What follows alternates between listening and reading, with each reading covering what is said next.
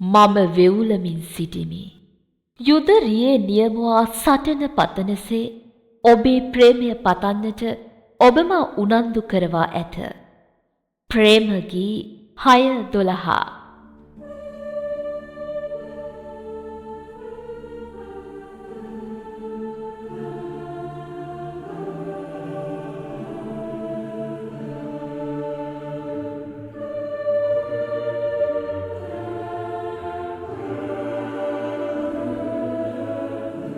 Wow!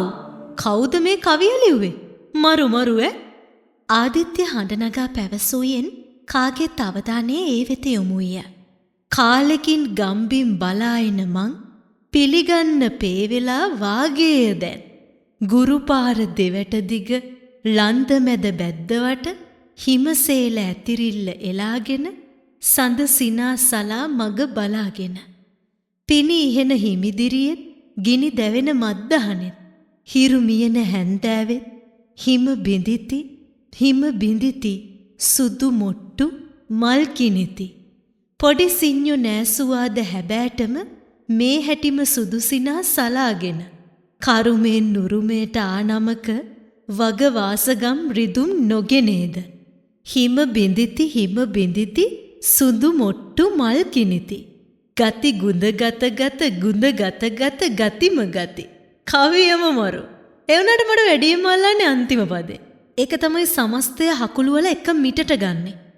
Aditya ඇස් කරකවමින් අත් ලෙලවමින් කවිය ගායනා කරන විට මට සිනාව නවතා ගන්නට බැරි විය. නමුත් කවිය අවසානයේ ඒ ගැන කළ විග්‍රහය ඒ මා සිහිනෙනුදු නොසිතූ නොදුටු ගැඹුරකි. හේ! කවුද මේ කවිය ලිව්වේ? මගේ කෝලෙන් වැඩි මදහස තුල පිළිතුර ගැබ්වන්නට ඇත. ඈ පුදුමයිනේ. සිස්ටර්ස්ලත් කවි ලියනවා. ඇයි සිස්ටර්ස්ලට කවි ලියන්න තහනම්ද? අරුණි ඇසුවාය. නෑ එහෙම නෙවෙයි. මං දැකලා නෑ ඔය ආගමික පන්නේ වාගාලා පැරුණම සිස්ටර්ලා වෙනස් විදිහේ කවි ලියනවා. ඒකයි. කවි ලියන, වෙද හෙදකම් කරන, සින්දු කියන, නීතිඥ වෘත්තිය කරන, සමාජ සේවය කරන, දේශපාලනය කරන සිස්ටර්ස්ලා ඉන්නවා. හැබැයි ඉතින් ඒවත් තරමක ආගමික රාමුවකට කොටු වෙලා තියෙන්නේ කියන එක නම් පිළිගන්න සිද්ධ වෙනවා. සිස්ටර් රීටා පැවිදිභාවයේ වෙනුවෙන් මැදිහත් වන්නේය. මැදහත් වන්නේය. බැගෑපත් වන්නේය. අන් පැවිදි සොයුරියන් තරුණ ඇසුර මගහැර යද්දී ඇස් සිටියේ වියපත් තරුණියක මෙන් ශෝභමානව අපේ හදවත්ද දල්වාලමිනි. ඇතෙන්ම එය අපූරුය. ගී ගයන්නටද කතා කියන්නටද දුවපනින්නට ක්‍රිකට් ගසන්නට වුවද ඇයට හැකිය. අප දෙදෙන දෙපස්සට වයස මාරු කරගෙන ඇත්තාක් මෙන් විටක මට හැඟේ. ඇගේ ජීවිතය කෝදුවක් ලෙසගෙන මම මාවම කිරා මැන බලමි.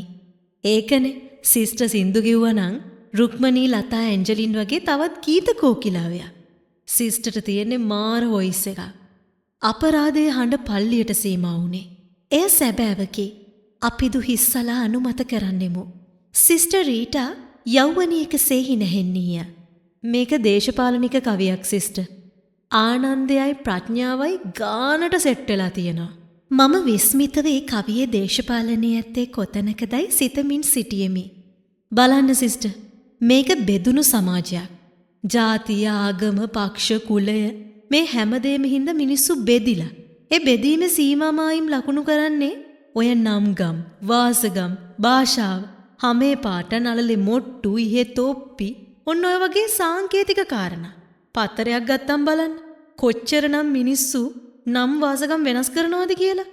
තමන්ගේ වාසගම නිසා ඇති වෙලා තියෙන මානසික පීඩනය තමයි මේකෙන් පෙන්눔 කරන්නේ. හනික මන් දැකලා තියෙනවා ගොඩක් දෙමළ අය දැන් ළමයින්ට දාන්නේ සිංහල න. ඇයි ඒ තමන්ගේ අනන්‍යතාවයට ආදරේ නැති හින්දාද? නෑ, පිළිගැනීමක් නැති හින්දා. තමන්ගේ දරුවෝ සමාජයේ ඉස්සරහ අසරණ වෙනවා දකින්න කැමති නැති නිසා. ඔය කුල ප්‍රශ්නයේ සිංහල සමාජය වගේම දරුණුවටම තියෙනවා දෙමළ සමාජෙත්.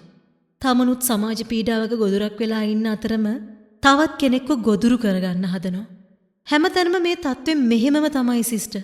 මට නම් හරිම අප්‍රසන්නයි.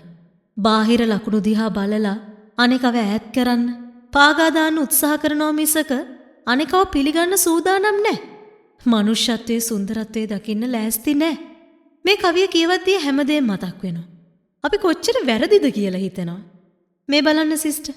ඉතිහාසයේ කවදා හරි දවසක ඔය ගහේ කෝටුවක් ඇනිලා මිනිස්සෙක් මැරෙන්නේ නැති. ඒ වරද මේ මල් පඳුරට සදාකාලික දඬුවමක් වෙලා. පරම්පරා ගානක් ගියත් ඒක වෙනස් කරන්න කිසි කෙනෙක් ඉදිරිපත් වෙලා නැහැ. ඒක කොච්චර අසාධාරණද?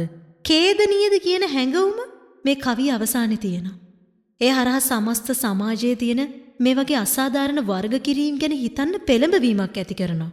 ඒකට තමයි කියන්නේ කවියකින් ප්‍රඥාව අවදි කරනවා කියලා. මානම් මේ කවිය ලියද්දිත් මේ වෙද්දිත් සිතා සිටියේ පොඩි සිංහ මරන් මල් ගැනම පමණය. මට දුක හිතේ තිබුණේ ඒ ලස්සන මල්යායට මෙච්චර කැතනමක් තිබීම ගැන පමණක්මය. ආදිත්‍ය මාර කාව්‍ය රසිකයෙක්නේ. මෙච්චර දේවල් කොහොමද අනේ මතක් වුනේ? මගේ සිතිවිලි ප්‍රශ්නයක්ව පැන නැගුණේ අරුණිගේ මුවිනි. ඒකට තමයි සහෘදභාවය කියන්නේ. විඳීම කියන්නේ. මමත් කවි පොත් දෙකක් කරලා තියෙනවා. දැන් වෙලාවක් නැහැ කවිය එක ගැවසෙන්න. ඒ තින්ද හිට කවි ලියවෙනවා. ඔහු කරන්නේ මොනවාද නොව නොකරන්නේ මොනවාද යන්නේ ගැටලුව. දෙවියන් වහන්සේගේ පළමු පරිකල්පනීය නිමැවුම දේවදූත භාවය. පළමු අදන්මය මැවුම මනුෂ්‍ය භාවය. විටක කැරලිකාර ලුසිපගේ දකුණු අතමෙන් පෙනී සිටියද චණ්ඩි ජීසස් යනු දෙවියන් එකවර සිතුවිලිද වචනද මෙහෙයවා මැවූ අමුතුම සත්වයෙකි. මගේ හරි හතරැස් ශ්‍රද්ධාවන්ත හද කුටීරය තුලට කිසිසේත් ඔහු ඔබ්බවාගත නොහැක. ආදිත්‍ය එතරම්ම විසල් මනුෂ්‍යයෙකි. මම ආදිත්‍ය දෙස බලමින් සිතමින් සිටියෙමි. බයිබලය අතින් අත යමින් කවිය එකිනෙකා කියවෙමින් තිබිනි. උඹනම් මාර පොරබ්බා. ඇත්තටම ආදී කවුද බං උඹට නම දැම්මේ? ඔක හින්දි නමක් නේද? මගේ නම දාලා තියෙන්නේ තාත්තා. ආදිත්‍ය කියන්නේ ඉරට. ඒක සංස්කෘත භාෂාවෙන් එන එකක්. අපේ තාත්තා සාහිත්‍ය ගුරුවරයෙක්නේ. ආදිත්‍ය හිනහිනි. ඍග්වේදයේ එනවා කතාවක්. ওই වේද සාහිත්‍ය කියන්නේ අවුරුදු 10 ගණනකට එහා ලියවිච්ච ඒවා. ඒ කතාවේ අදිති කියලා දේවතාවියක් ඉන්නවා.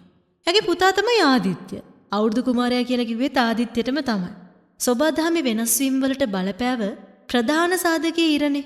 හැම සංස්කෘතියකම අස්වනු මංගල්‍යයේ පැවැත්ුනේ ඉර දෙවියෙක් විදියට සලකලා. ඉර අවුරුදු කුමාරයා වෙන්නේ එහෙම. උඹත් ලේසි නෑ ආදිත්‍ය. කුමාරයෙක් නොදන්න ගෙල් මලන්නේ නෑනේ. අශේන්ගේ ඇස් නලලේය. පිස්සුද බා? ඕවා සාහිත්‍ය. මිනිස්සු සෝබාදහම අර්ථකථනය කළ විදිය. ඒවා සුන්දර වැඩ. මං අලුතින් හොයාගත්ත දේවල් නෙවෙයි. අපේ ගෙදර ඔය පොත්පත් තිබුණා. තාත්තගේ ඒවා. ඉතින් මම පුංචි කාලේ ඉඳලා කියවනවා. මා කවියට ඇලුම් පෑ බව ඇත්තය. විටක කවි වගේ මොනවා හෝ මාතින් ලියවුණු බවද ඇත්තකි. නමුත් සිස්ටර් මර්සිමෙන් කවි ලියන පැවිදි කතක් වීමේ උවමනාව කොහෙත්ම මා තුල නොවීය. කුරුසපත් වන්නට ඉනුදු නොනැවති ගුහාගතව බූමදාන වන්නට නියමිතව පැවති මගේ කවි හිතට පියාපත් පැලැන්දුවේ ආදිත්‍ය විසිනි. බයිබලයේ කියවන්න.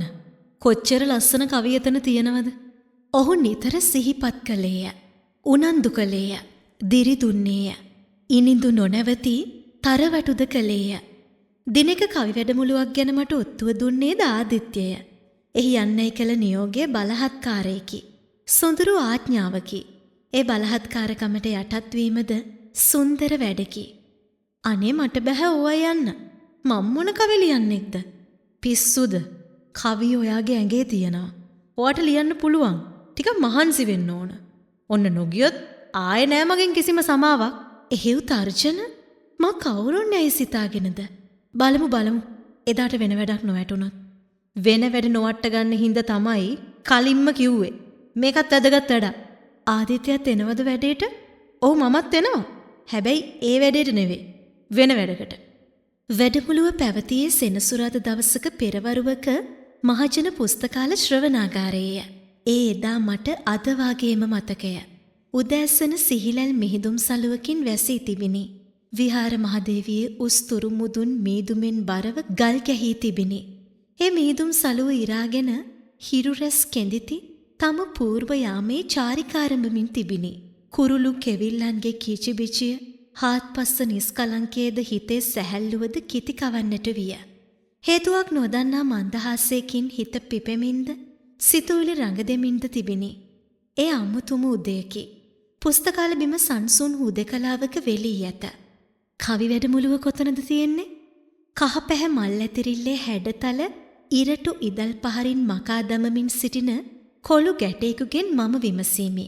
ඉස්සරහින් වම් පැත්තට හැරිලා ඒ පාර දිගේ යද්දි හම්බෙන කෙරෝලෙම හෝල් එකේ. අඳුරු දත් පෙළ පෙන්නා සොඳුරු සිනාවක් පාන ඔහු ඉදල් මිටෙන් පාර පෙන්වයි. මම සිනාවකින් තුතිපුදා ඒ ඉදල් මිටි පාර ඔස්සේ නිවැරදි ඉසව්ව සොයා ඇදෙමි. ඈත මෑත කිසිවෙකුත් නොපෙනේ.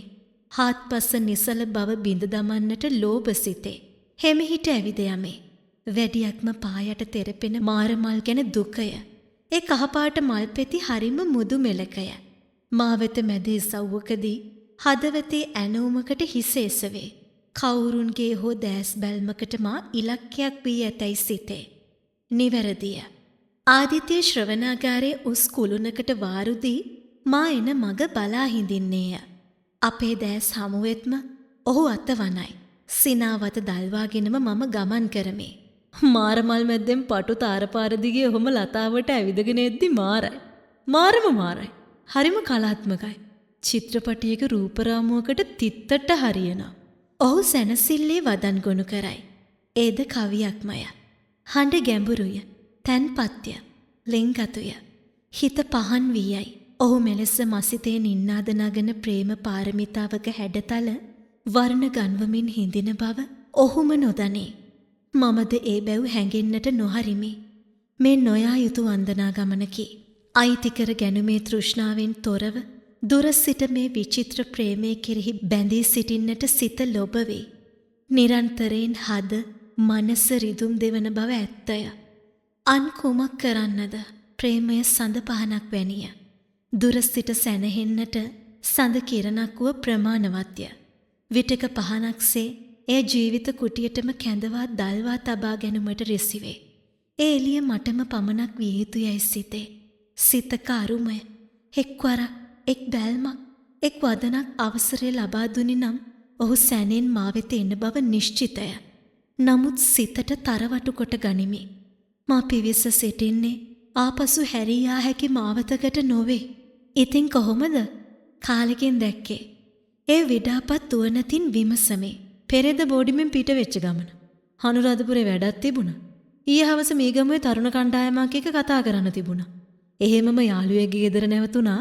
උදේ මේ වැඩේට ආවා. තමන්ගේම ජීවිතයක් නැති තරමට සමස්ත ලෝකය සිය හිසින් දරාගත්ත කුසේ ඔහු නිරන්තර ගමනේය. රබර් සෙරෙප්පු දෙකත්, හම් බෑගයත්, පාට පිච්චුණු ඩෙනිමත්, කමිසයත් සමග එංගලන්තේ මහරාජ්‍යනියට වූ මනුස්සකම ගැන කියා දෙන්නට නොපැකිලව යනු ඇත. මානව දයාවෙන් පිරි එවන් මිනිසෙකු වෙනුවෙන් හදවතින්ම කැපවෙන්නට ඇතනම් කොතරම් අපූරුද. එකී දිවිය කුරුසියක් වුව කම් නැත. එක සිතින් උර දරාගෙන කපාල කන්දුව නගින්නට හැකිය. හොඳ වෙලාවට බැන්දෙ නැත්තේ. සිතන්නේ අනිකක් වුව මා කියන්නේ වෙනකකි. මං වගේ ආතප්පාතක් නැති පිරිමියෙකුට ආදරය කරන ගෑණි කවුද? මම සෑහෙන්න ලව් කරලා තියෙනවා. මට ලව් කරපු කෙල්ලෝ මං හින්දා සෑහෙන්න බැට කාලක් තියෙනවා. තමා වෙතම සරදම් කෙරෙන සිහින් සිනාවකි. අතීත ප්‍රේමවන්තියන් කෙරෙහි උපන් මුදු කරුණාවක් ඒ දැසේ දිදුලයි. කවුරුන්ද නොදන්නා ඒ ගැහැණුන් අරඹයා මම පාරට්ටු කරගත නොහැකි ප්‍රේමනීය ඊර්ෂ්‍යාවක අතරමං වෙමි. හිත කීරි ගස්වා ගනිමි. ආදර බන්ධන නඩත්තු කරන එක හරිම අමාරුයි. ඒ හින්දා ආදරයේ නිදහසේ පවතිනවා නම් තමයි හොඳ. කොහොමුණත් බඳින්න අදහසක් නැති නිසා ඒ ගැන කරදර වෙන්න දෙයක් නැහැ. මා සිත හැඳින්නාක් මෙන් ඔහු කතාවට නොකෙරෙනා කසාදයක් එක් කරන්නේ දැස සිහින් කර මා දැස විනිවිදිමිනි. තමන් ආදරය කරන මිනිස්යාව ලෝකයක් එක්කම බෙදාගන්න ගෑණියකට අමාරුයි. ඒකට විශාල හදවතක් තියෙන්න ඕන තමයි. මා එසේ පවසන්නේ මට එය කළ හැක්කක් දැයි සිතින් විමසන අතරතුරය. පිරිමියෙකුට ලේසි ගෙදරින් පිට වෙන එක. ඒත් ගැහැණියකට ඒක අමාරුයි. බැන්දොත් බැඳුනම තමයි. දරුවෙක් ලැබුණට පස්සේ ඉතින් ලෝකෙම දරුවා. තවදුරටත් සමාජයට ආදරය කළ ගැහැණිය ඉතිරි වෙන්නේ නැහැ. මට දරුවෙක් හිටියානම් මම කවදාවත් ඒ දරුවා දාලා සමාජ වැඩට එළියට බහින්නේ නැහැ. එහෙම තමයි සිද්ධ වෙන්නේ. පැවිදි වුවද මා තුල සිටියේද සාම්ප්‍රදායික සිතුම් පැතුම් වලින් මැඩුනා වූ ගැහැණියකි. ඒක ඇත්ත. මන් දන්නේ ඊටාම හොඳ සමාජ ක්‍රියාකාරිනියෝ විවාහයත් එක්ක සාම්ප්‍රදායික කාන්තාවකගේ භූමිකාවකට කොටු වෙලා නැති වෙලා ගියා. මෙහෙමයි. පිරිමියා ගෙයින් පිට විප්ලව කරනවා වගේ ගැහැණිය ගේ ඇතුලේ කරන්නෙත් විප්ලවයක් තමයි. ගෙයි අරගලයයි සමාජ අරගලයයි බැලන්ස් කරගෙන යන්න නම් ලොකු ආධ්‍යාත්මික ශක්තියක් වමනා වෙනවා. මරියතුමී වගේ, ගෝකිගේ නවකතාවේ පාවෙල්ගේ අම්මා වගේ එහෙම ගෑනු අප්‍රමාණව ඉඳලා තියෙනවා. අදත් ඉන්නවා.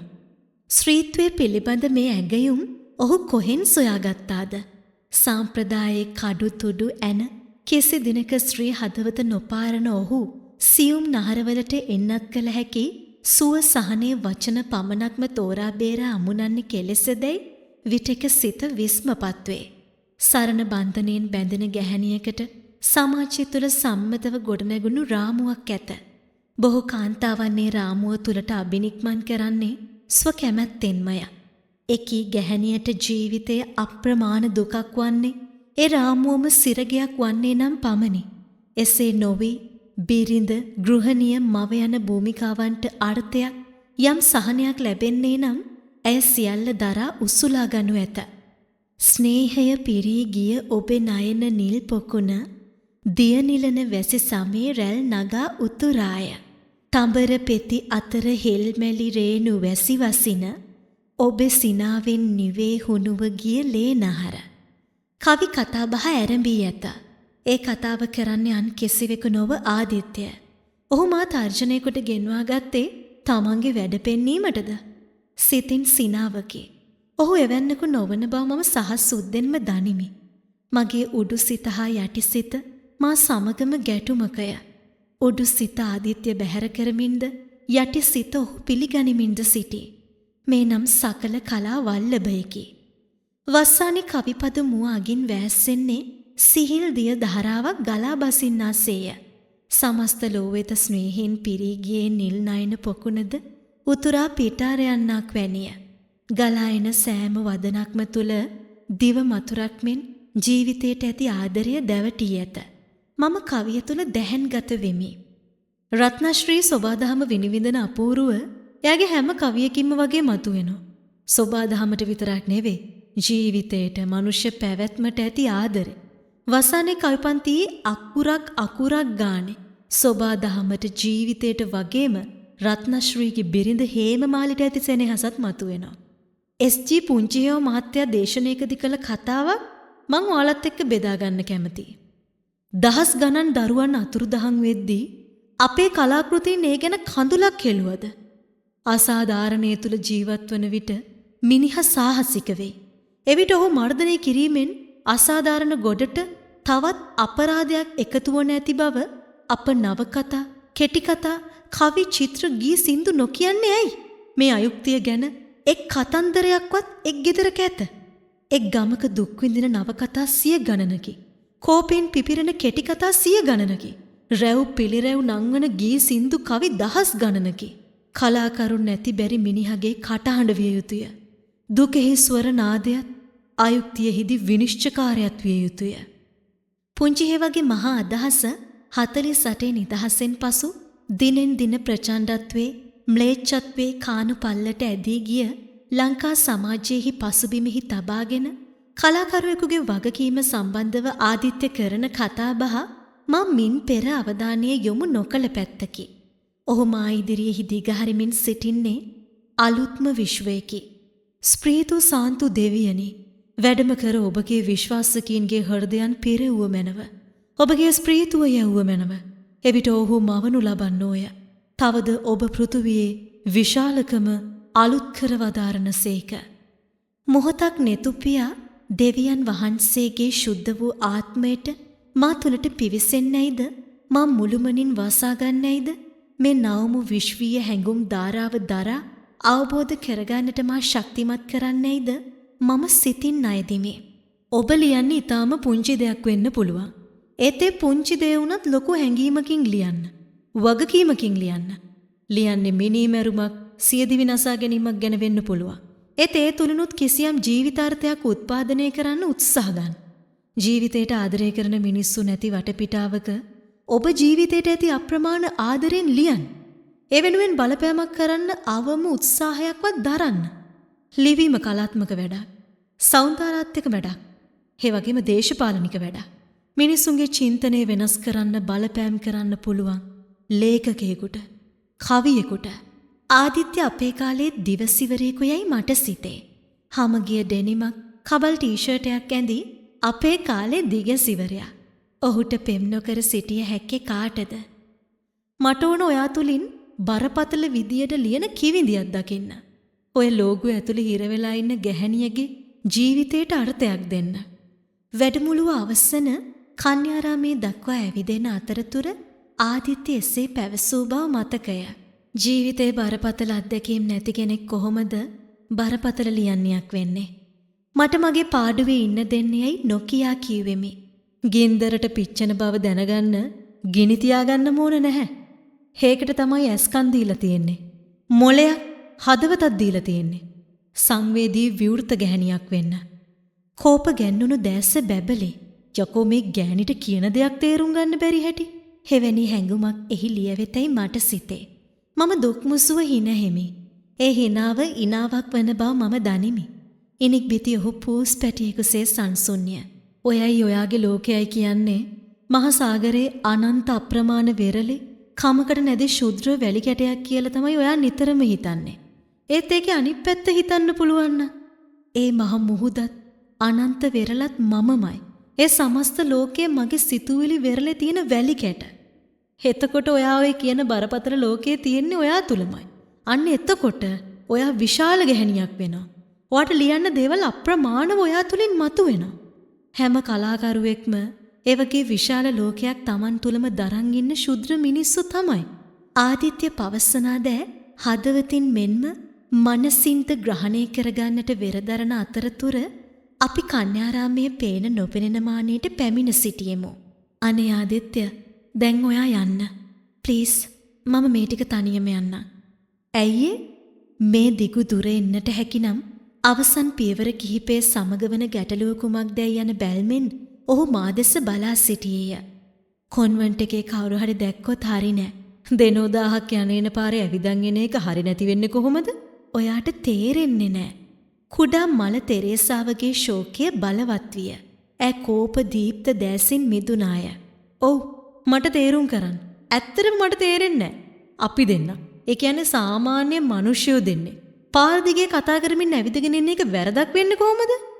මම සාමාන්‍ය මිනිහෙක් නෙවෙයි. මොකක්ද ඔයාගේ තියෙන අසාමාන්‍ය? රාවණාට වගේ ඔලු 10ක් තියෙනවද? අනික් ගෑනුන්ට නැති මොනවා හරි ඔයාට තියෙනවද? පිස්සුද? පිස්සු මට නෙවෙයි ඔයාට. ඔයාගේ මුදු සුමුදු පරමාදර්ශී කතෝලික භාවයෙන් බියගුළු කමින් ඔයාටවත් මේ ලෝකෙටවත් කිසිම යහපතක් වෙන්නේ නැහැ. ඔහුගේ සැරපරුෂ වදන හැසිරවීමෙන් මගේ ඇස් රතු වෙමින් තිබේ. ඕකේ මං යන්නම්. ගෑනුන්ගේ කඳුළු දකින්න එක මං අකමැතිම වැඩක්. ආදිත්‍ය හැරි යන්නට ගියේය. ලේන්සු පොඩි එක මල් වැලට ඇසේ තෙත ඉසිනි. බරව බරති දෙපයින් මම එතැන් සිට කන්‍යාරාමයට ඇවිදායෙමි.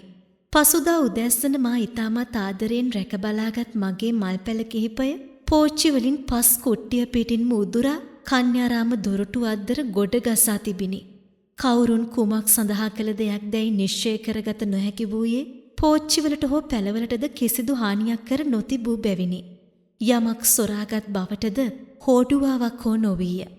එනම් මා ඉලක්ක කොටම සිදූ පහරදීමකි. රිදුණු සිත ඇතිව පෝච්චි පස්සෙ කළා මම නැවත මල් පැල කීපය බිම හිඳ වූයෙමි. මල් පැල ටික නම් පොළවට බැහැලා. ඒ මල්වල අයිතිකාරයට තාම බැරි වුණානේ ශුද්ධික ගිනිස්ථානෙන් මහ පොළවට බහින්න. පසු කලෙක සරදම් සොරෙන් ආදිත්‍ය පවසද්දී මල් හොරා කවුදැයි සිතා ගැන්ම අපහසු නොවීය. මේ නම් සැබවින්ම සාතන්ගේ පුත්‍රයෙකි. ඔහු මා ස්ථානගත කර ඇත්තේ අපායෙත් නොව ස්වර්ගයෙත් නොව ශුද්ධික ගිනිස්ථානයේය. මා එහි විඳවමින් දිවිගෙවන්නේ යයි සිතන්නාක් මෙනි. පව් සමාකොට දුක් නිමාකොට කවදා හෝ මායින් මිදියේතැයි ඔහු සිතා සිටිනවා වද්ද. මම ආදිත්‍ය ගැනද කවියක් ලියවෙමි. ඒ මුතු ඇල්ලේ සිටියදීය. නමුත් ඔහු කිසි දිනක ඒ කවිය දුටුවේ නම් නැත.